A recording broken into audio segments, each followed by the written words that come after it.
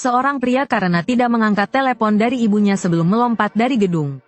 Akhirnya dia dilempar kembali ke dunia oleh Dewi Kematian, untuk mengalami 11 kali reinkarnasi kematian di dunia. Sebagai siksaan, jika dia bisa bertahan hidup dari 11 kematian itu, maka dia bisa hidup menggantikan tubuh aslinya. Namun kehidupan pertamanya justru terlahir di tubuh seorang penerjun ekstrim.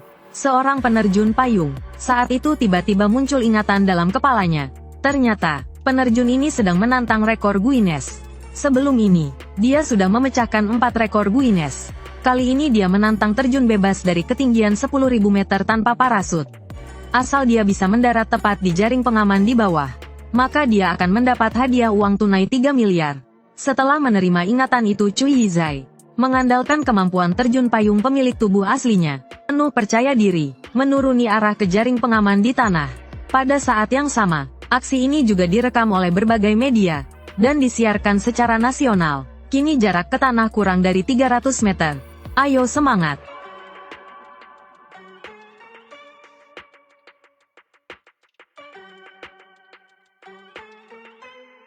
Tiba-tiba terjadi sesuatu yang tak terduga. Penonton yang sedang menonton siaran langsung, semua terkejut sampai ternganga. Pihak penyelenggara juga langsung kebingungan. Tak lama kemudian Cui Yizai terbangun di depan gerbang neraka, mengingat kembali pemandangan saat dia jatuh dan tewas. Membuat orang yang melihatnya merinding. Berpikir bagaimana bisa orang itu bodoh sampai tidak membawa parasut, melompat dari ketinggian seperti itu. Namun saat itu Dewi Kematian muncul, dan berkata, kamu melompat dari gedung setinggi itu, seolah kamu sangat pintar, tanpa memikirkan perasaan keluargamu. Mendengar tentang keluarganya, Cui Yizai tampak menyesal. Namun Dewi Kematian segera menembakkan peluru kedua. Namun kali ini, dia malah merasuki tubuh seorang siswa, dan sekarang sedang dipukuli habis-habisan oleh ketua geng sekolah. Tiba-tiba salah satu anak buahnya menghentikan si ketua geng. Merasa kalau terus dipukul begini pasti akan ada yang mati. Tapi si ketua geng yang sedang emosi, mana mau dengar perkataan anak buahnya, langsung menamparnya keras-keras. Hal itu membuat Cui Yizai melihat sedikit harapan untuk bertahan hidup. Dia tahu setiap tubuh yang dia tempati akan segera menemui ajalnya, jadi dia harus memanfaatkan setiap kesempatan sekecil apapun. Setelah itu dia memanggil Liu Suo ke toilet. Cui Yizai berkata, kamu jelas jauh lebih kuat dari ketua geng itu. Kenapa kamu takut padanya? Bahkan mengejeknya kamu sudah ditampar olehnya. Kenapa tidak melawan? Kata-kata itu berhasil membuat Liu Suo marah. Jelas dia juga tidak puas dengan si ketua geng. Kemudian Liu Suo berkata, aku bukan takut padanya, tapi dia punya senior kelas 3 yang melindunginya. Dan, senior itu adalah mantan atlet taekwondo. Jadi aku tidak berani menyinggungnya. Setelah berkata begitu Liu Suo pun pergi. Mendengar hal itu Cui Yizai langsung memikirkan cara untuk melawan si ketua geng. Saat dia makan mie di siang hari, tak disangka ketua geng datang sendiri, dan mulai mengejek Cui Yizai. Namun kali ini dia tidak berniat diam saja. Dia langsung menumpahkan mangkuk mie ke kepala si ketua geng. Dalam sekejap ketua geng itu basah kuyup. Semua siswa di kantin langsung terdiam ketakutan. Namun setelah mengejeknya Cui Yizai pergi begitu saja. Ketua geng yang marah besar langsung menyuruh Liu Suo menangkapnya kembali. Namun Liu Suo tidak melakukannya. Bahkan menyuruh anak buah lain untuk diam saja. Ternyata sebelumnya Cui Yizai sudah menyuapnya lebih dulu.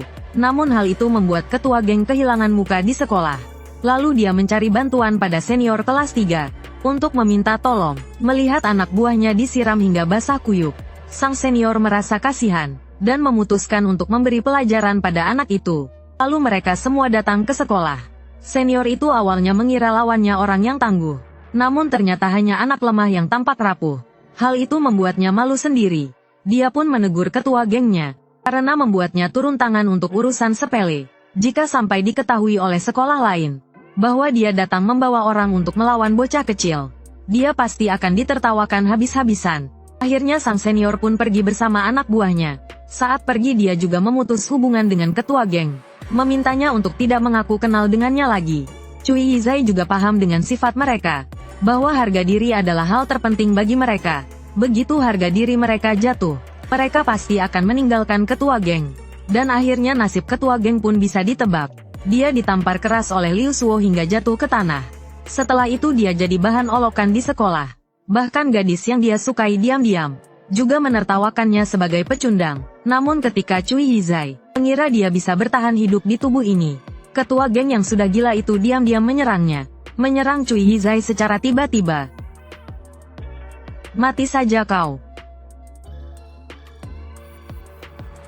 Saat dia sadar kembali, dirinya sudah kembali ke gerbang neraka. Cui Yizai yang sangat marah, merasa semua ini sudah diatur oleh Dewi Kematian, bahwa dia memang tidak bisa bertahan hidup. Dia pun memaki Dewi Kematian, namun Dewi Kematian tidak mau mendengarnya. Hanya dengan sedikit tenaga dia langsung melemparkannya keluar.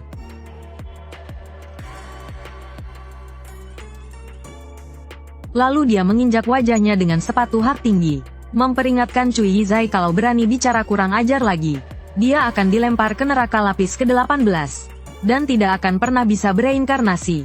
Setelah berkata begitu dia langsung mengirimnya pergi lagi. Namun kali ini dia terlahir di tubuh seorang pembunuh bayaran. Di sekelilingnya ada beberapa pria bertubuh besar, yang mengikatnya di kursi. Mereka terus menanyainya di mana 100 miliar dan nyonya besar, kalau tidak akan dicongkel matanya. Namun saat itu tiba-tiba ingatan muncul di kepalanya. Ternyata nyonya besar sering dianiaya oleh suaminya. Sang pembunuh yang tidak tahan melihatnya, membawanya kabur dari tempat terkutuk itu, sekaligus mengambil 100 miliar uang tunai milik sang suami. Namun semuanya akhirnya diketahui oleh suaminya. Setelah Cui Yizai menerima ingatan itu, sebuah palu besi besar melayang ke arahnya.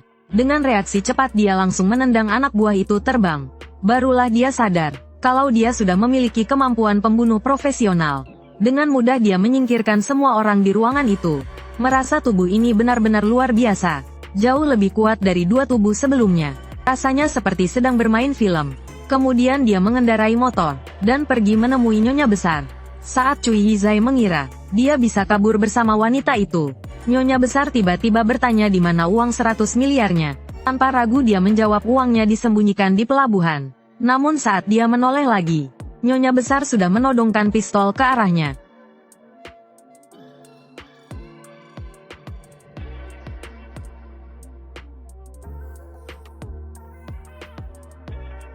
Ketika Cui Yizai sadar kembali, dia langsung mengumpat seluruh keluarga nyonya besar.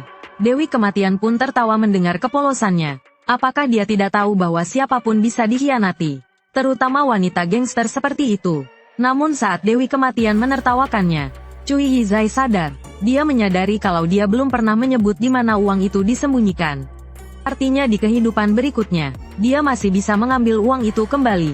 Namun Dewi Kematian tidak menyadari hal itu. Kemudian, Cui Yizai meminta agar segera dikirim ke kehidupan selanjutnya. Namun yang tak dia sangka sama sekali, dia malah terlahir sebagai seorang narapidana. Lalu bagaimana dia bisa mengambil uang 100 miliar itu? Tiba-tiba ingatan baru muncul dalam pikirannya. Ternyata tubuh ini dulunya milik seorang petarung bela diri. Namun hidupnya sangat miskin, dan terlilit banyak hutang rentenir. Ketika dia kebingungan bagaimana membayar hutang itu, seorang pengacara datang menemuinya. Dia berkata ada anak orang kaya yang menabrak seseorang, dan ingin dia masuk penjara menggantikannya selama 2 hari. Sebagai imbalan dia akan diberi 2 miliar. Tanpa pikir panjang dia langsung menyetujuinya. Namun di luar dugaan, saat persidangan berlangsung, rumah sakit mengabarkan, korban perempuan yang ditabrak itu meninggal dunia. Hukuman 2 hari langsung berubah jadi 2 tahun.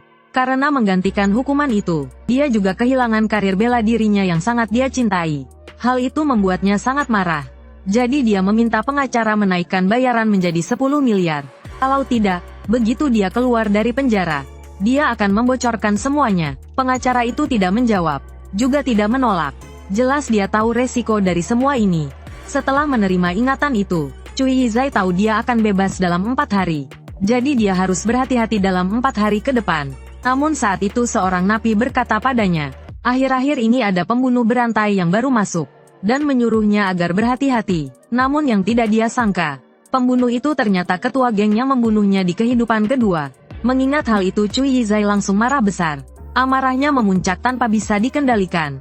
Dia langsung menyerang dengan pukulan keras. Kemudian diikuti dengan tendangan bertubi-tubi. Teman-teman napi lain segera menariknya mundur. Ternyata, mereka semua sudah lama ketakutan oleh ketua geng itu. Namun Cui Yizai tahu, orang bernama Saruomo di depannya ini hanyalah pengecut yang suka menyerang dari belakang. Saat sekolah dulu dia suka berpura-pura jadi jagoan, dan sekarang masih bertingkah sama. Cui Yizai yang marah pun kembali menghajarnya keras-keras. Kau gila. Suka sekali berpura-pura kuat. Berani taruhan aku pukul kau sampai mati. Ayo pukul aku kalau berani.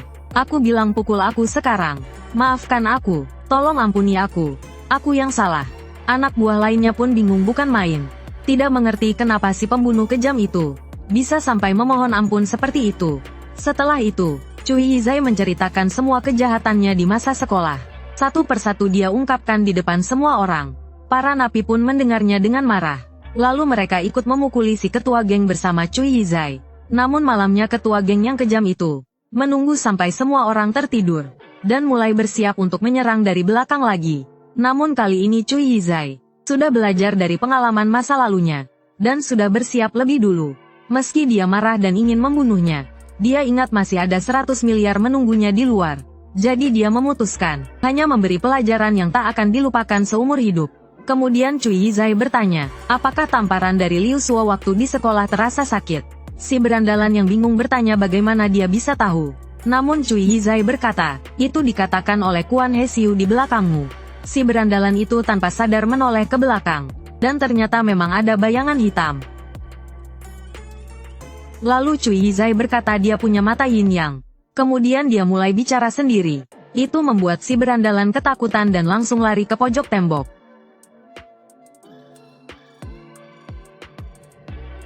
Tak lama kemudian tibalah hari Cui Yizai keluar dari penjara. Pengacara itu juga menunggunya di depan pintu, dan menepati janji akan memberinya bayaran 1 miliar. Namun Cui Yizai tidak ingin terlibat dengan masa lalu tubuh ini. Jadi dia turun dari mobil dan meninggalkan tempat itu. Namun pengacara tidak berpikir begitu. Dia merasa pasti Cui ingin memanfaatkan kesempatan ini, dan meminta bayaran tinggi. Setelah itu, Cui Yizai menemukan uang yang dia sembunyikan di kehidupan sebelumnya. Namun tiba-tiba ibu dari tubuh ini meneleponnya. Saat itu dia teringat ketika dulu melompat dari gedung. Ibunya juga menelepon, tapi dia tidak sempat mengangkat. Dengan penyesalan dia akhirnya mengangkat telepon kali ini, dan berjanji pada ibunya akan segera pulang menemuinya. Namun ketika dia sedang dalam perjalanan pulang, seseorang diam-diam mengikutinya dari belakang. Lalu orang itu menusuknya berkali-kali, dan orang itu ternyata adalah ayah dari gadis yang dulu tertabrak mati. Saat dia hendak menusuk lagi, Cui Yizai hanya berkata maaf, dan berkata bahwa putrinya bukan dia yang menabrak. Mendengar itu sang ayah menjadi gila dan memaksa Cui mengatakan, siapa pembunuh sebenarnya. Namun saat itu dari kejauhan terdengar, langkah kaki seseorang perlahan mendekat. Jadi sang ayah melarikan diri. Ternyata, itu adalah anak buahnya yang keluar dari penjara di hari yang sama. Ketika Cui mengira dirinya selamat dari bahaya, anak buah itu justru menunjukkan ekspresi yang sangat jahat. Ternyata dia sudah disuap oleh pengacara itu sejak awal. Cui Yizai pun menyadari betapa seriusnya situasi ini. Dia berkata akan mengeluarkan 10 kali lipat harga yang ditawarkan pengacara itu untuk menyelamatkan nyawanya. Tepat saat dia hendak mengambil uang, anak buah itu mengira dia ingin mengambil pisau untuk melawan. Hal itu membuat anak buah itu marah. Lalu dia menusuk Cui Yizai berkali-kali di tubuhnya, sampai yakin tidak ada harapan untuk hidup lagi. Barulah dia pergi. Namun ketika tubuh itu berada di ambang kematian, ibunya kembali menelepon. Tapi Cui Yizai sudah tak punya tenaga untuk menjawab. Akhirnya dia meninggal dengan penyesalan di bawah gedung tempat ibunya tinggal. Hingga dia terbangun di gerbang neraka, dia masih tidak bisa melepaskan penyesalannya.